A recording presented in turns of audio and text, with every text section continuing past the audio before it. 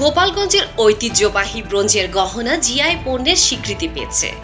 এটি জেলার দ্বিতীয় পণ্য হিসেবে জিআই স্বীকৃতি অর্জন করল। এই স্বীকৃতি জলির পাড়ের ব্রোঞ্জের গহনার ঐতিহ্যকে বিশ্বব্যাপী ছড়িয়ে দেবে। এছাড়া গহনা তৈরির সঙ্গে সম্পৃক্ত কারিগরদের কর্মসংস্থান ও জীবনযাত্রার মান উন্নয়নে সহায়ক হবে বলে মনে করছেন সংশ্লিষ্টরা।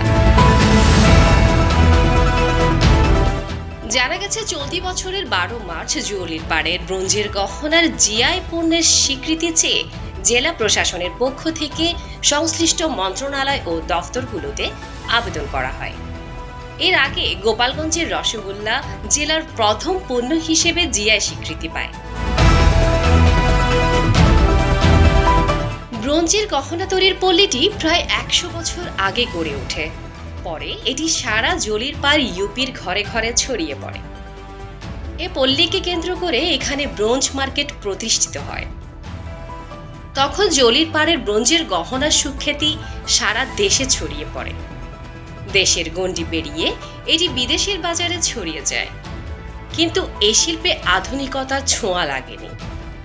তাই সাম্প্রতিককালে ভারত সহ বিভিন্ন দেশের ব্রোঞ্জের গহনা বাজারের প্রায় 50% দখল করে নিয়েছে। তারপরও জলির পাড়ের ব্রোঞ্জের গহনা তৈরির শিল্প সগৌরবে শতাধিক পরিবার টিকিয়ে রেখেছে।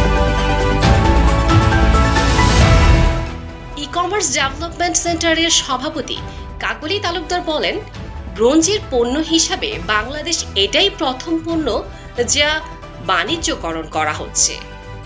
এই পণ্যটি জিআই স্বীকৃতি পাওয়ায় একদিকে যেমন বিলুপ্তপ্রায় কুটির শিল্পটি আবার চাঙ্গা হয়ে উঠবে, দেশ বিদেশে এর সুনাম ও সুখ্যাতি ছড়ানোর পাশাপাশি ব্যবসা বাণিজ্যের প্রসার ঘটবে। এছাড়া ওই এলাকার অন্যান্য ব্যবসা বাণিজ্যের প্রসার ঘটবে বলে তিনি জানান। ই কমার্স ডেভেলপমেন্ট সেন্টারের সভাপতি কাকলি তালুকদার বলেন, ব্রোঞ্জের পণ্য হিসাবে বাংলাদেশ এটাই প্রথম পণ্য যা বাণিজ্যকরণ করা হচ্ছে। এই পণ্যটি জিআই স্বীকৃতি পাওয়ায় একদিকে যেমন বিলুপ্তপ্রায় কুটির শিল্পটি আবার চাঙ্গা হয়ে উঠবে, দেশ বিদেশে এর সুনাম ও সুখ্যাতি ছড়ানোর পাশাপাশি ব্যবসা বাণিজ্যের প্রসার ঘটবে।